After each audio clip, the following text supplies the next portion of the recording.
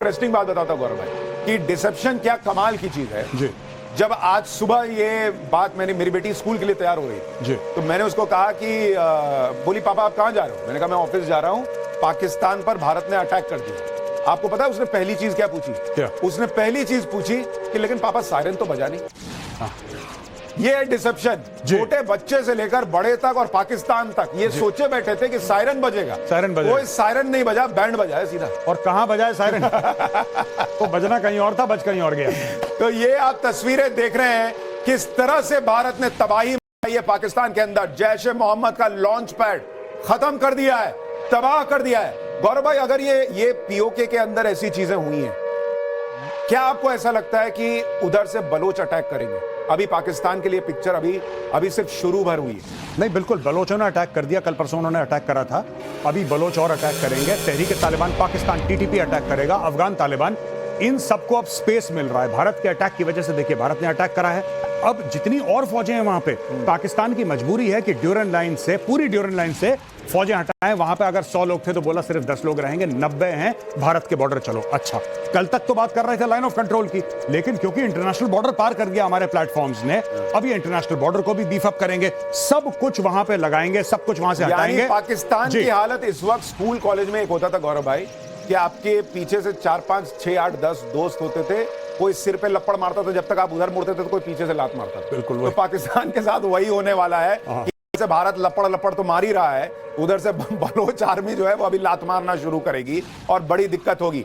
LOC पर हमारे सहयोगी राकेश पांडे मौजूद हैं, पुलकित मौजूद हैं, साहिल हमारे सहयोगी जो है वो जुड़े हुए हैं। एक बार उनके पास चलते हैं।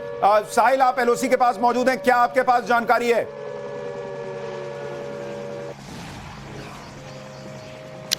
देखिए, ऑपरेशन सिंदूर के बाद लगातार पाकिस्तानी सेना ने सिविलियन एरियाज को टारगेट बनाया, जिसके कारण 3 लोगों की जान चली गई है, 9 से ज्यादा जो है वो घायल है, जिनको गवर्नमेंट मेडिकल कॉलेज बारामुल्ला यहां उरी से भेज दिया गया है।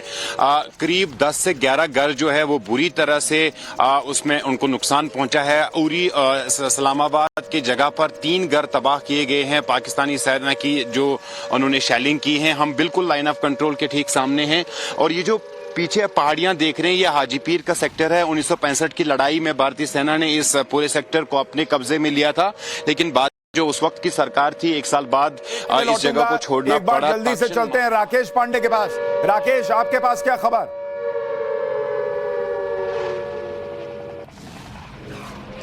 देखिए सुशांत जी, मैं आपको तस्वीरें दिखाता हूं। मैं उस जगह पर पहलगाम से आगे जो बैसरन की जो पहाड़ियां हैं, ये पूरा रास्ता जो ये चढ़ाई है, ये बैसरन तक सीधे चला जाता है। ये लंबे लंबे पेड़ और इन्हीं रास्तों से होकर संभवतः आतंकी पहुंचे हुए थे बैसरन की घाटी पर, उन्होंने अटैक किया था। और बार बार ये जो स्ट्राइक की चर्चा हो रही है, इसमें सबसे ज्यादा, और मेजर गौरव चुके आपके साथ है, मुजफ्फराबाद और बहावलपुर को जिस तरीके से टारगेट किया गया है, और मुजफ्फराबाद को लेकर जिस तरीके से बार बार भारतीय एजेंसियों ने जो इनपुट दिया था कि किस तरीके से वहां से आतंकी लॉन्चिंग पैड वहां से एक्टिव थे, किस तरीके से मुंबई अटैक को लेकर जो प्लानिंग रची गई थी, मुजफ्फराबाद में लश्कर ने जो मंगल डैम जलाशय है वहां पर किस तरीके से ट्रेनिंग दी थी, उसके बाद आतंकी पहुंचे हुए थे। तो ये जख्म बहुत पुराना था मुजफ्फराबाद का, कई सारे ठिकाने थे, बार बार टारगेट पर थे, कोऑर्डिनेट्स उनके पहले से थे इंटेलिजेंस एजेंसी। और अब जबकि यह तय हुआ था कि हमें एक ठोस कार्रवाई करनी है, तो वो ठोस कार्रवाई की गई। मुजफ्फराबाद, फिर बहावलपुर, और आप पूरी तरीके से देखिए, हम एलओसी पार करके अंदर भी गए, चाहते तो यहां से भी अटैक कर सकते थे। स्कैल्प मिसाइल की रेंज जो है 560 किलोमीटर होती है, लेकिन गए और ये मारकर बताया कि भाई आ सकते हैं, मार सकते हैं, देखो इस तरीके से हम अंदर से भी मार सकते थे, लेकिन ये जो तुम आतंक को पालते पोसते हो उसे खत्म करना बहुत ठीक है गौरव, हम आपके पास, ठीक है राकेश, हम आपके पास लौटेंगे।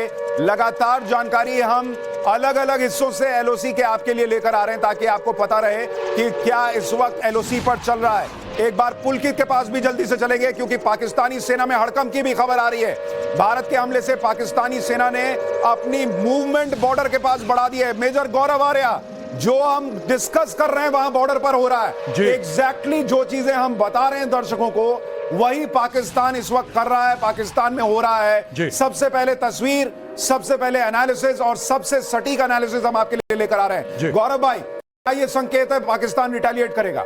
पाकिस्तान को मैं चाहता हूं, मेरी दिली ख्वाहिश है करे रिटेलिएट, और बिल्कुल पाकिस्तान करेगा।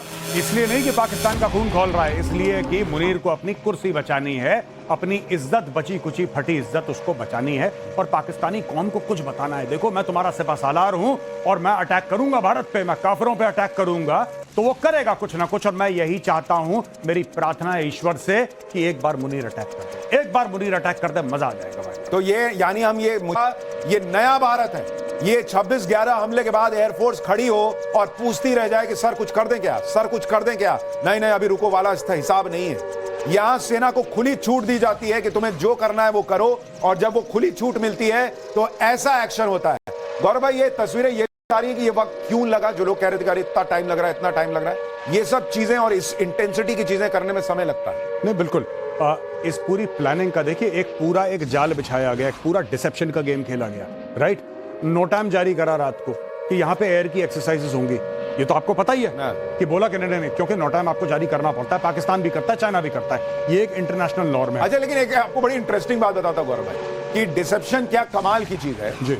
जब आज सुबह ये बात मेरी बेटी स्कूल के लिए तैयार हो रही थी जी, तो मैंने उसको कहा कि बोली पापा आप कहां जा रहे हो, मैंने कहा मैं ऑफिस जा रहा हूं, पाकिस्तान पर भारत ने अटैक कर दिया। आपको पता है उसने पहली चीज क्या पूछी? क्या? उसने पहली चीज पूछी कि लेकिन पापा सायरन तो बजा नहीं। ये डिसेप्शन, छोटे बच्चे से लेकर बड़े तक और पाकिस्तान तक ये सोचे बैठे थे कि सायरन बजेगा, सायरन बजेगा। कोई सायरन नहीं बजा, बैंड बजाया सीधा। और कहां बजाए सायरन? तो बजना कहीं और था, बज कहीं और गया। तो ये आप तस्वीरें देख रहे हैं किस तरह से भारत ने तबाही मचाई है पाकिस्तान के अंदर। जैश ए मोहम्मद का लॉन्च पैड खत्म कर दिया है, तबाह कर दिया है। गौरव भाई, अगर ये पीओके के अंदर ऐसी चीजें हुई हैं, क्या आपको ऐसा लगता है कि उधर से बलोच अटैक करेंगे?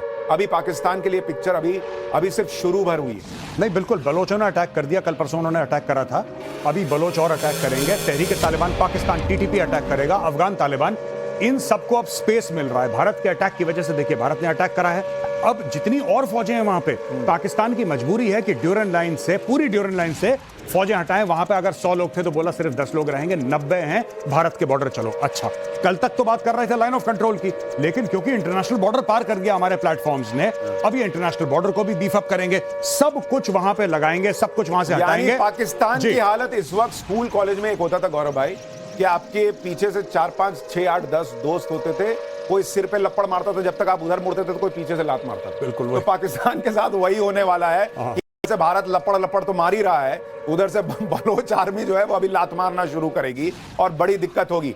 एलओसी पर हमारे सहयोगी राकेश पांडे मौजूद हैं, पुलकित मौजूद हैं, साहिल हमारे सहयोगी जो है वो जुड़े हुए हैं, एक बार उनके पास चलते हैं। साहिल, आप एलओसी के पास मौजूद हैं, क्या आपके पास जानकारी है?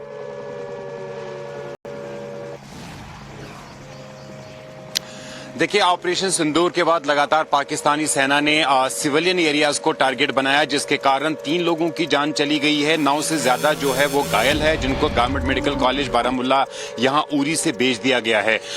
करीब 10 से 11 घर जो है वो बुरी तरह से उसमें उनको नुकसान पहुंचा है। उरी इस्लामाबाद की जगह पर 3 घर तबाह किए गए हैं पाकिस्तानी सेना की, जो उन्होंने शैलिंग की है। हम बिल्कुल लाइन ऑफ कंट्रोल के ठीक सामने हैं, और ये जो पीछे पहाड़ियां देख रहे हैं, ये हाजीपीर का सेक्टर है। 1965 की लड़ाई में भारतीय सेना ने इस पूरे सेक्टर को अपने कब्जे में लिया था, लेकिन बाद जो उस वक्त की सरकार थी, 1 साल बाद इस जगह को छोड़ना एक बार पड़ा। जल्दी से चलते हैं राकेश पांडे के पास। राकेश, आपके पास क्या खबर?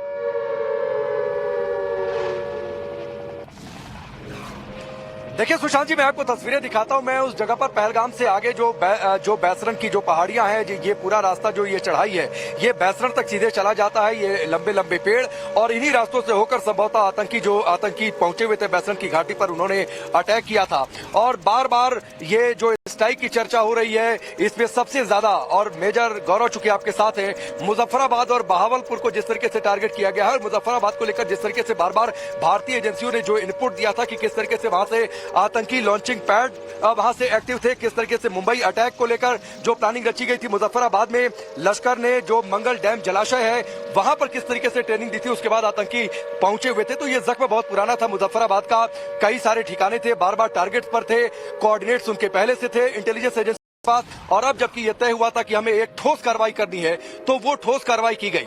मुजफ्फराबाद, फिर बहावलपुर, और आप पूरी तरीके से देखिए, हम एलओसी पार करके अंदर भी गए, चाहते तो यहां से भी अटैक कर सकते थे। स्कैल्प मिसाइल की रेंज जो है 560 किलोमीटर होती है, लेकिन गए और ये मारकर बताए कि भाई आ सकते हैं, मार सकते हैं, देखो इस तरीके से हम अंदर से भी मार सकते थे, लेकिन ये जो तुम आतंक को पालते पोसते हो उसे खत्म करना बहुत ठीक है जरूरी गौरव, हम आपके पास, आतंक ठीक के है खिलाफ राकेश, हम आपके पास लौटेंगे।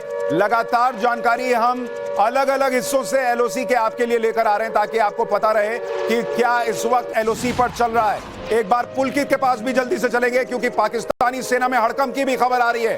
भारत के हमले से पाकिस्तानी सेना ने अपनी मूवमेंट बॉर्डर के पास बढ़ा दी है। मेजर गौरव आर्या, जो हम डिस्कस कर रहे हैं वहां बॉर्डर पर हो रहा है, एग्जैक्टली जो चीजें हम बता रहे हैं दर्शकों को, वही पाकिस्तान इस वक्त कर रहा है, पाकिस्तान में हो रहा है। सबसे पहले तस्वीर, सबसे पहले एनालिसिस और सबसे सटीक एनालिसिस हम आपके लिए लेकर आ रहे हैं। गौरव भाई, क्या ये संकेत है पाकिस्तान रिटेलिएट करेगा?